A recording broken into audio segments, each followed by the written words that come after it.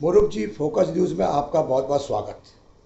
मुरुक जी press club के भूतपूर्व अध्यक्ष रहे हैं और राजनीति के बारे में काफ़ी ज्ञान है, लद्दाख के बारे में। इनसे बात करेंगे, डेवलपमेंट में करेंगे। मोदी सरकार के 7 साल, मोदी सरकार के 7 साल आप कैसे देखते हैं?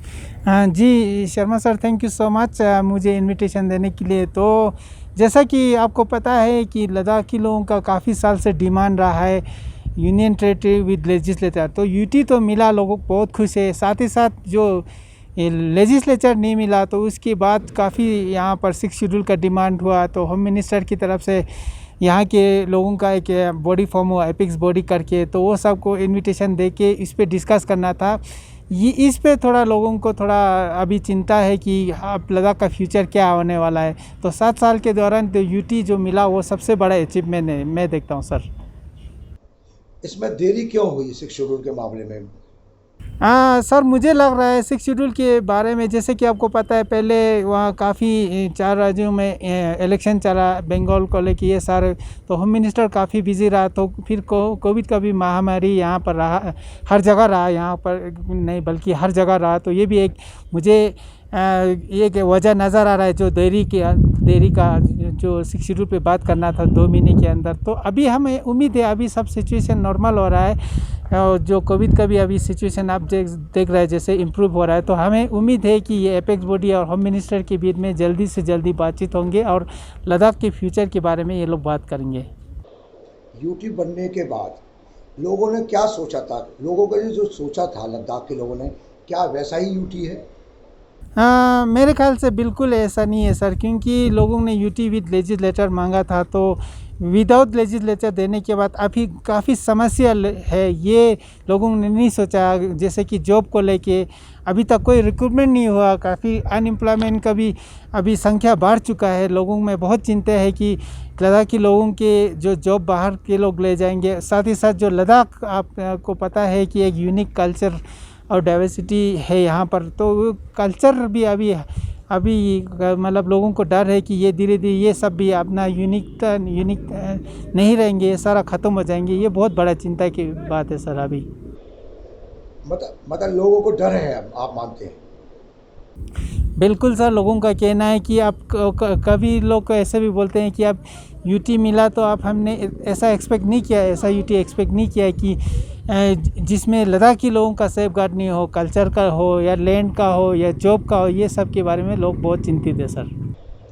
हिल काउंसिल के करीब करीब 6 साल होने वाले हैं। 5 साल पहला टर्म था, अब भारतीय जनता पार्टी का अब 1 साल होने वाला है, थोड़े दिन हो जाएगा। तो आप क्या मानते हैं, हिल काउंसिल जैसे सोचा था वैसे चल रही है?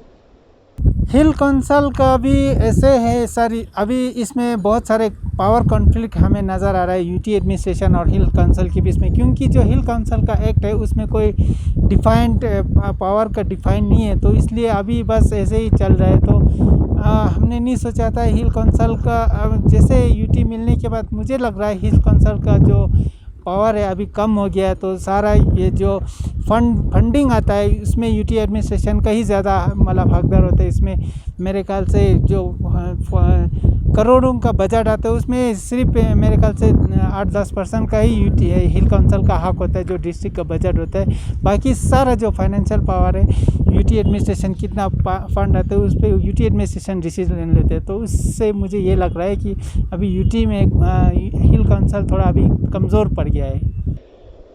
तो हम ये मान के चलें कि 3 वो हैं, एक हिल काउंसिल है, एक एडमिनिस्ट्रेशन है और एक पार्टी है। क्या तीनों में तालमेल की कोई कमी आपको नज़र आती है? तालमेल को लेके अभी तो कोशिश कर रहे हैं, लेकिन जिस तरह से मैंने पहले बताया जो एक्ट में डिफाइन नहीं है किसका पावर क्या है, तो इसलिए थोड़ा बहुत मतलब ये एडमिनिस्ट्रेशन में रुकावट आता है। लेकिन हम उम्मीद करते हैं जल्दी से जल्दी हिल काउंसिल का पावर क्या है ये सब नए तरीके से बताएंगे कि एक्ट में एक सेपरेट एक्ट होना चाहिए, हिल काउंसिल का क्या क्या पावर है।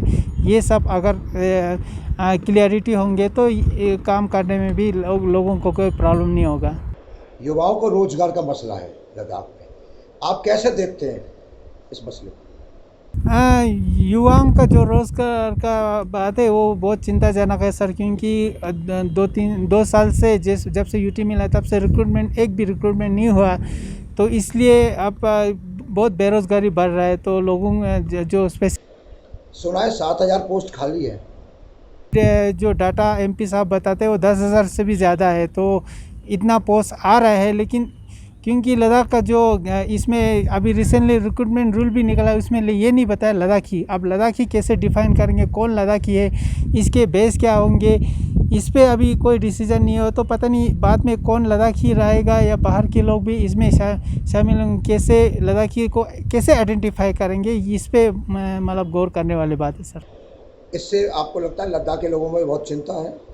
बिल्कुल सर, इसको लेके काफ़ी सारा चिंता है, क्योंकि काफ़ी अनएम्प्लॉयमेंट बढ़ चुका है। तो साथ ही साथ जॉब तो है बोलता है, लेकिन आप रिक्रूट नहीं कर पा रहा है, इसलिए बेरोज़गारी बढ़ रहा है सर। यूटी बनने के बाद में डेवलपमेंट में कितनी तेज़ी आई मानते हैं आप? हाँ, डेवलपमेंट में खासकर मेरे ख्याल से जो यूटी का ऑफिस सेटअप हुआ, और अभी सारे कमिश्नर वगैरह और जो भी ब्यूरोक्रेसी उनका जो रेजिडेंस वगैरह बन रहा है, ऑफिस वगैरह बन रहा है, तो धीरे धीरे डेवलपमेंट भी हो रहा है सर। जी मानते हैं आप मानते हैं डेवलपमेंट हो रहा है। कोविड-19 जब कोविड समस्या जब पैदा हुई, पूरे देश में पूरे वर्ल्ड में हुई, तो लद्दाख में भी काफ़ी इफेक्ट हुआ, और जो टूरिज्म सेक्टर है उसको बहुत नुकसान हुआ है।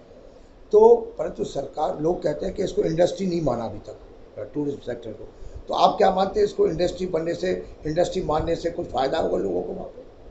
हाँ, अभी जैसे कि पता है कि लद्दाख के लोग ज़्यादातर, लद्दाख का जो इकोनॉमी टूरिज़्म पे डिपेंड है, या फिर टूरिज़्म और आर्मी पे डिपेंड है। तो अभी जिस तरह से कोविड का महामारी चला, उससे काफ़ी लोगों को नुकसान हुआ। काफ़ी लोग जो ट्रैवल, खासकर मैं मानता हूँ कि लद्दाख के सारे लगभग मतलब 70% लोग टूरिज़्म से ही जुड़ा है, तो इससे काफ़ी लोगों को नुकसान हुआ। अभी सिचुएशन इम्प्रूव हो रहा है, जिस तरह हर जगह हो रहा है। तो अभी आज की डेट में देखिए तो काफ़ी टूरिस्ट काफ़ी संख्या में आने लग गया। तो हमें उम्मीद है कोविड और नहीं फैलेंगे, सिचुएशन इम्प्रूव हो रहा है। तो सीज़न भी अभी लद्दाख में शुरू हो काफ़ी 1-2 महीने से शुरू हुआ है। तो पहले तो इतना टूरिस्ट नहीं आ पा रहा, अभी काफ़ी आ रहा है सर। तो उम्मीद है अच्छा सीज़न रहेगा जो टूरिज़म इंडस्ट्री के लिए। जहाँ तक विपक्ष की बात करें हम लद्दाख में, विपक्ष क्या अपनी जो उसकी भूमिका होनी चाहिए वो पूरी तरह निभा रहा है, आप मानते हैं? अभी इस वक्त विपक्ष में भी जो खासकर काउंसलर्स वगैरह है काफ़ी यंग है, तो साथ ही रूलिंग पार्टी में भी काफ़ी यंग एंड एजुकेटेड काउंसलर है, उसी तरह विपक्ष में भी है। तो हमें ये नज़र आ रहा है कि अभी एक हेल्दी अपोजिशन का रोल निभाएंगे, और ये हिल काउंसिल दोनों मिलकर अच्छी तरह से चला पाएंगे। भारतीय जनता पार्टी में युवा नेतृत्व है लद्दाख में, क्योंकि ताशी हिल काउंसिल के चेयरमैन हैं, और उधर एमपी साहब आपके यंग हैं, तो क्या इससे पार्टी में थोड़ी गति मिली है भारतीय जनता पार्टी के पिछले सालों के मुकाबले? बिल्कुल सर, जब से जो यंग एमपी यहाँ का जो स्टेट का हेड बना, तब से काफ़ी लोग बीजेपी में जुड़ चुके हैं। तो मेरे ख्याल से पार्टी स्ट्रेंथन हो रहा है, काफ़ी यंग लोग भी जुड़ रहे हैं। तो मेरे ख्याल से पार्टी स्ट्रेंथन हो रहा है सर उनकी लीडरशिप में, और सीईसी भी यंग एंड डायनामिक है, अच्छा काम कर रहे हैं। मोदी लद्दाख के लिए तो यूज़फुल है सर, जिस तरह यूटी दिया वो सबसे बड़ा लद्दाख के लोगों के लिए अचीवमेंट मानते हैं। लेकिन लेजिस्लेचर का जो डिमांड है वो अभी तक फुलफिल नहीं हुआ, तो हम उम्मीद करते हैं लद्दाखी लोगों का ये डिमांड भी जल्दी। लद्दाख के लिए मोदी कितने यूज़फुल है ये बताइए? अगले जो हिल काउंसिल है ना सर, हिल काउंसिल की बात कर रहे हैं। आप मानते हैं कि अगला जो चुनाव होगा सारा विपक्ष एक साथ मिलकर चुनाव लड़ेगा लद्दाख में? हाँ, 24 तो काफ़ी दूर है सर, परिस्थिति तो बदलते रहते हैं। आप हमें अभी 24 के बारे में तो कुछ कह नहीं सकता, क्योंकि आपको पता है राजनीति भी कभी भी उलट पुलट होते रहता है, तो उसमें हम अभी टिप्पणी नहीं करना चाहेंगे। कोविड कितना कंट्रोल में है, सरकार क्या उसको पूरा कंट्रोल करने में सक्षम रही, आप मानते हैं? बिल्कुल सर, शुरू में यहाँ की एडमिनिस्ट्रेशन थोड़ा मेरे ख्याल से एडमिनिस्ट्रेशन से चूक हुआ। जिस तरह से यहाँ मार्च अप्रैल में सीज़न जैसे खुला है, तो थोड़ा एडमिनिस्ट्रेशन की तरफ से चूक हुआ, क्योंकि बाहर से जो लोकल्स और जो टूरिस्ट ये काफ़ी संख्या में है, उस समय थोड़ा मेरे ख्याल से एडमिनिस्ट्रेशन की तरफ से चूक हुआ है, क्योंकि उनको प्रॉपर तरीके से मॉनिटर नहीं कर पाया। तो अभी इस वक्त कंट्रोल में है, काफ़ी संख्या में वैक्सीन लग चुका है, तो अभी कंट्रोल में है सर। वैक्सीन की क्या स्थिति है, आप क्या मानते हैं? वैक्सीन अभी है सर, मतलब सबको मिल रहा है वैक्सीन के, कोई जिस तरह और स्टेट में में प्रॉब्लम होते हैं, यहाँ कोई प्रॉब्लम नहीं है वैक्सीन में। सबको वैक्सीन टाइम से मिल रहा है सर। आपके फोकस न्यूज़ से बातचीत करने के लिए बहुत बहुत धन्यवाद Muruk ji. Thank you sir, thank you मुझे चांस देने के लिए।